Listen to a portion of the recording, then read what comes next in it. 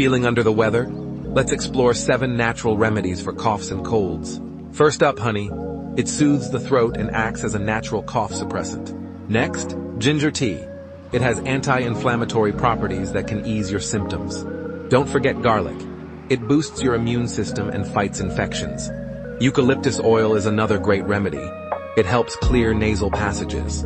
Try warm salt water gargles to soothe your throat. Lastly, stay hydrated.